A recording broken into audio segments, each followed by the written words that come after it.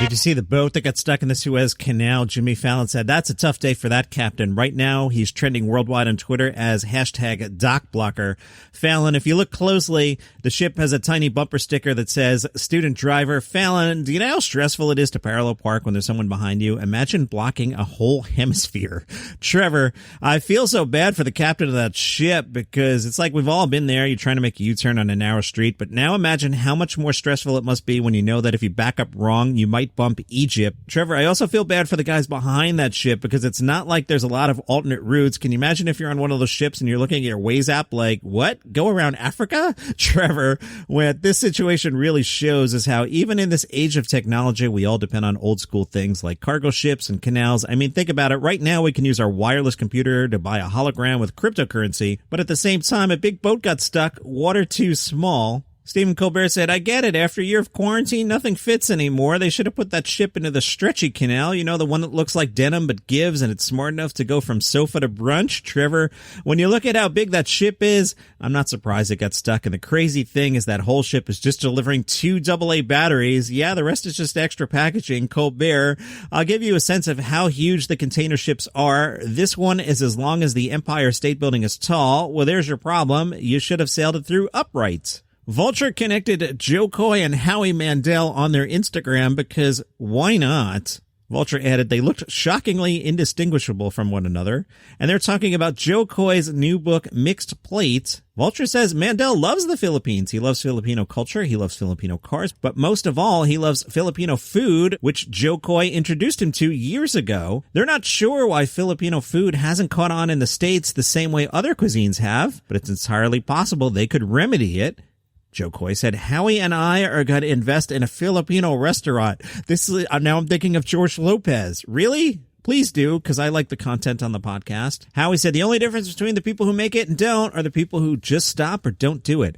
Please do it, and please put out press releases, sell your own beer. The George Lopez content I've gotten out of George Lopez Chingon Kitchen, is that what it's called? Or Chicken? Or I don't remember. Who cares? George Lopez Brewing Company. It's great. So if Howie Mandel and Joe Koy want to open a chain of Filipino restaurants, please do. All right, I need the British audience to tune out because you guys are going to be livid with me. The Americans are going to let me slide. I didn't even realize Mitchell and Webb were working together on a sitcom called Beck. I know the British are like, what the hell is this podcast? Just unsubscribe, man. I don't know what to tell you. I live in the States. If you don't put it in front of me, how am I supposed to know? I'm a big fan of Peep Show. I'm a big fan of Mitchell and Webb. Look, but good news, debuting March 31st on IFC here in the States. We're getting season 2 of Beck, and the worse things get for the characters, the funnier this Britcom becomes. Season 2 picks up with long-suffering Steven, played by David Mitchell, in rehab, and things go downhill from there. He tells his family that he's cured of alcoholism and guzzles down cheap vodka hidden in hedges along his jogging route. He's the sort of pathological loser who gets job offers because people need assured failure for tax purposes. When someone tells Steven they've got good news, he deadpans, am I in a coma after all? Do feel free to switch off the machine. The 6-episode first season arrived back in 2017 on Sundance Now, a channel I don't have, and I didn't have a podcast then yet, so Brits, let me out of comedy jail. Sorry, I didn't know this existed. I'm horrible. Season 1, which I haven't seen because I'm the worst, begins with Stephen preparing to take over his late father's provincial pub, the John Barleycorn. Trouble arrives in the form of Andrew, played by Robert Webb, a mysterious man with happy memories of his days as a foster child raised by Stephen's parents.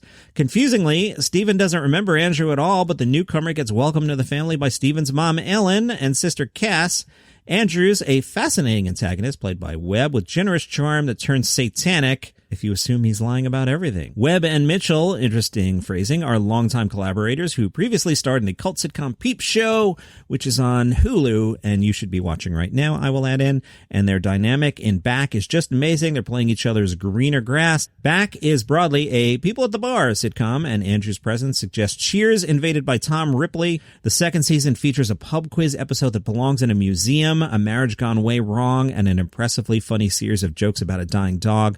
If you're getting the sense this is a rather bleak comedy, it's important to underline just how breezy the tone of Beck is. The ensemble faces their regular miseries with humor and hope, the latter even funnier because it seems so unjustified. I am looking forward to seeing that. There was an essay in The Atlantic written by Danny Alexis Reiskamp, who wrote, "The life of the Simpsons is no longer attainable. Rice Camp went to superfan lengths to determine the exact dollars and cents, such as pinpointing an exact shot of Homer's paycheck in a 1996 episode and extrapolating that he would have made about $25,000 that year. Back in 96, the median household income was about $35,000, so if Homer's salary stayed in the same place relative to the median household income, Homer would be earning around $50,000 today, which is definitely a solid salary. But tuition is more than doubled. Healthcare costs have more than doubled. I believe housing costs have more than doubled. The idea that you could have one breadwinner in a family of 5 who had a high school education, working at a union job at a power plant, and buying a nice house in the suburbs, and supporting a spouse and these 3 other kids at this point, it's not normal, but aspirational. How depressing. So yeah, basically most people would kill for Homer's originally mediocre, middle-of-the-road lifestyle these days. Is The Simpsons an accurate depiction of middle-class life? Definitely no. So sad. I'm depressed. I gotta go regroup. I'm gonna have a sip of my coffee. buymeacoffee.com/dailycomedynews if you like what I do here. And, here's a commercial or something. I'm so bummed. I'm back.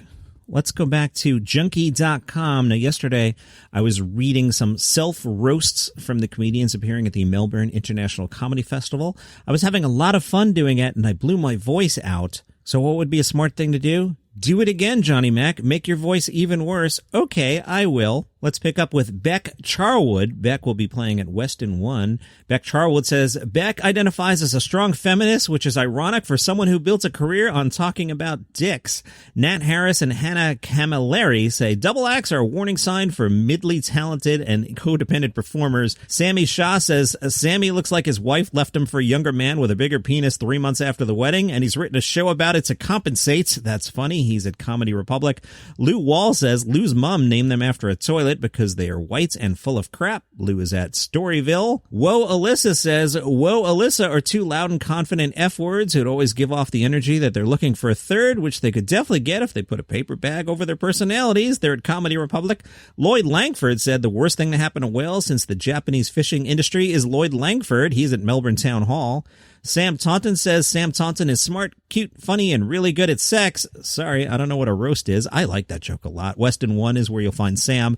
Lauren Bonner says, I have red hair and my last name is 1 letter away from boner. Isn't that enough? She's at Mantra on Russell. Damian Power says, Damian Power is so intense, I'd rather look directly into the sun than make eye contact with him. He's at Melbourne Town Hall. Blake Everett and Oliver Coleman.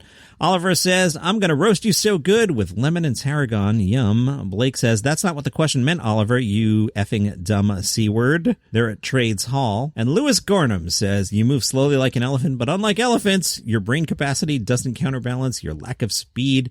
Lewis is at Greek Center, the Melbourne Comedy Festival happening right now. Isn't that fun? Jim Brewer spoke to Vale Daily. Jim said, I hit it hard in the first 10 minutes. I talk about mandates. What are we truly trusting as humans? Who are we trusting and why?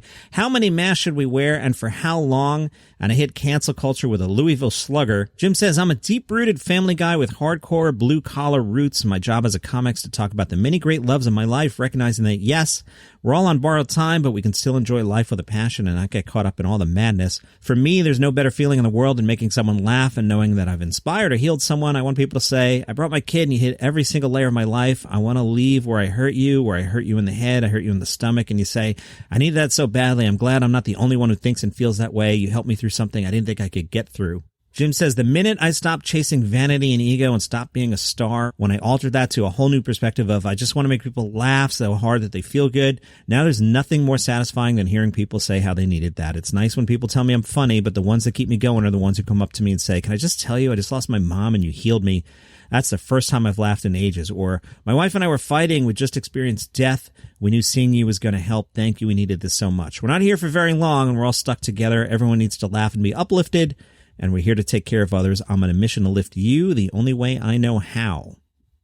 You think I forgot about Matt Berry Sunday? I did not, because I've got major news here from Vulture. The What We Do in the Shadows multiverse is expanding as the 2014 film's New Zealand-based spinoff series is finally going to air in the United States. Yeah, Taika Waititi and Jermaine Clement are the executive producers on Wellington Paranormal. That follows the hardworking members of the Wellington Constabulary's Paranormal Unit who investigate supernatural occurrences that arise in the capital of New Zealand on a surprisingly regular basis. This had been airing in New Zealand since 2018. It's now coming to the CW and HBO Max. That'll start airing this summer. And it is a Matt Berry Sunday, so we'll check in with my Instagram buddy and Victoria Clark. She is the one who writes every week in Vulture about Matt Berry and has really gotten me also obsessed with Matt Berry. And Victoria Clark thinks Matt Berry can play Boris Johnson on The Crown. Just to catch everybody up, Matt Berry, he's best known for shows like Toast of London, The IT Crowd, and What We Do in the Shadows. And writes, I've always considered Matt Berry to be the UK's answer to John Lithgow. Allow me to explain. Both men's comedic appeal lies in their subversion of the high-status attributes they embody within their respective cultures. Berry swaggers around with the bravado of a British sea captain. Wow, that's a really good description, which makes it wildly funny to watch him get annoyed by something small. Meanwhile, Lithgow is extremely tall and looks like he could just expel you from an elite private college, so it's extra hilarious when he's confused or scared. To enter a scene with a presence that demands you immediately be taken seriously, only to suddenly begin revealing your deeply human flaws, is a skill that takes years of making fun of yourself to develop. This is why Matt Berry, and only Matt Berry, can bring Prime Minister Boris Johnson to life on The Crown. It may seem as though I'm getting really ahead of myself on this. Yes, The Crown is only up to the late 80s, and creator Peter Morgan has said he doesn't want it to cover current-day royal drama. But this is one of the biggest, most expensive TV shows in history. It's already planned to reach the early aughts through seasons 5 and 6, at which point Johnson will be in the shadow cabinet. Netflix claims The Crown will conclude after season 6, but that's what they said about season 5. And let's get real. No one walks away from a massively popular show like this before they have to. Let me jump in here. Yeah, man, like this Harry and Meghan stuff. Now, I've mentioned I'm the writer on a podcast called Palace Intrigue. We do 5 minutes a day about the royal family, Palace Intrigue, wherever you get your shows. So, like, I'm pretty hip to everything that's gone on in the last few years. There's no reason to end The Crown. Like, keep going. The Harry and Meghan stuff, that's 3 seasons alone. Why would you stop? You could probably even get Meghan Markle to play Meghan Markle. Back to Vulture. So I contend that Netflix will want more. We will want more. Whether that's more seasons or simply some kind of El Camino movie epilogue, who can say?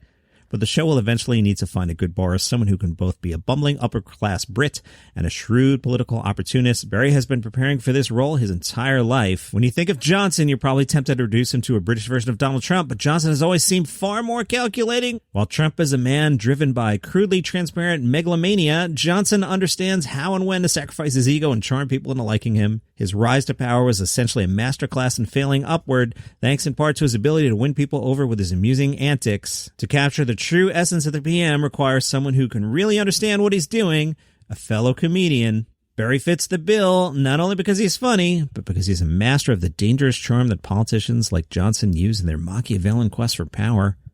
It's an obvious through line in every character he embodies. In Snuffbox, he's a ladies' man who executes people for a living. As Stephen Toast, he's a ladies' man who manages to infuriate just about everybody he meets. And in What We Do in the Shadows, he's an actual vampire. I'm in. Let's do it. What else do I have for you? I didn't forget about the Jerry Seinfeld car article. Just yesterday went long, and today has already gone long, so I'm going to save it. We'll do it. I mean, it's from 2003 or 6 or whatever it's from. We'll get to it. So that's your comedy news for today. Follow the show on Spotify, Apple Podcasts, wherever you get your shows. If you like what I do here and you'd like to support the show, you can buy me a coffee at buymeacoffee.com/dailycomedynews. It's about 2 sips left in this large ice coffee with caramel from the Donuts chain. And I'll see you tomorrow.